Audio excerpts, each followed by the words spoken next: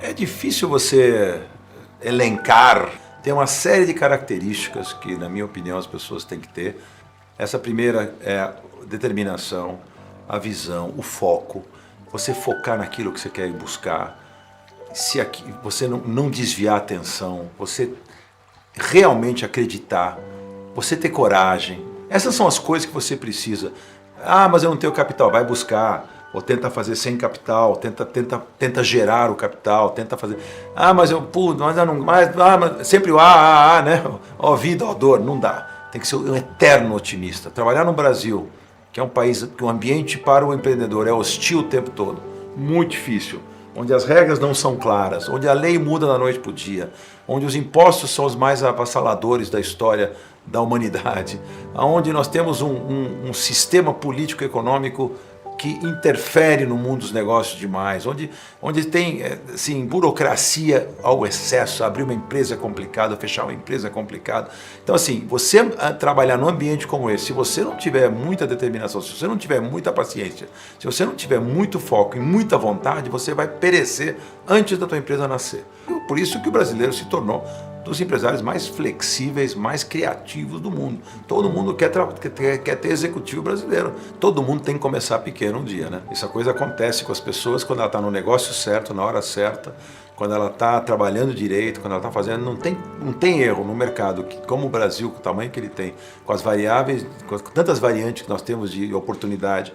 Se você está no negócio certo, se você contratou a equipe certa, se você está trabalhando direito, a chance de você crescer é muito grande. As dores do crescimento são enormes. É sempre que eu falo, passar a arrebentação é complexo. Quando você está nadando no mar, você está tranquilo. Agora, vem aquelas ondas gigantes. Para você continuar a entrar para mar aberto, que aí é outro cenário, você tem que passar aquela arrebentação. Essa é uma prova enorme para o empresário executivo. Aí quando chegou no mar aberto, ufa, passei as ondas, mas e aí? E olha para frente para você ver o que você tem para nadar. Aí vem mais complicação. Aí é o gigante do mar que está na tua frente. Então, tudo isso são os desafios que o empresário acaba passando. Ah, estou pequenininho no raso, estou me controlando. Quero ir para mar aberto, tem que passar a arrebentação. Esse é o primeiro momento, onde estão os grandes players. Eu brinco com uma história que eu sempre falo, se você quer nadar com tubarões, seja um deles. Se você for um peixinho e for nadar com tubarão, eles vão te comer. O tubarão é um bicho ético, né? Essa é uma frase que eu gosto porque ele não sabe que o tubarão ele não é um predador antiético. Se ele morder um surfista, ou morder você no mar, a tendência é ele ir embora. Ele percebe que a tua prancha, a tua perna não era o que ele precisava comer. Ou a não ser que ele esteja muito faminto, ele vai te devorar.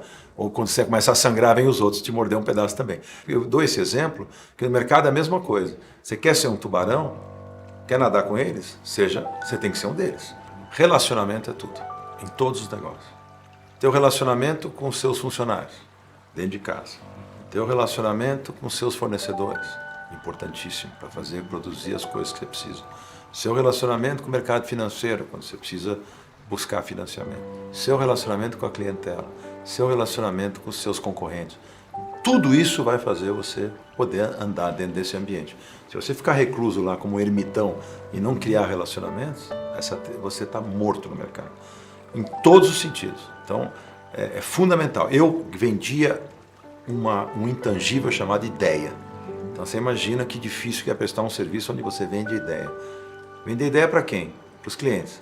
Relação, como é que é com os clientes? Você tem que ir para frente dos clientes, tem que ter uma relação boa com os clientes, para eles te aceitarem, para eles te respeitarem, para eles ouvirem as suas ideias, para eles aceitarem, que é muito difícil. Uma coisa é vender uma ideia, outra coisa é produzi-la, né? Então, ver pronto é uma coisa.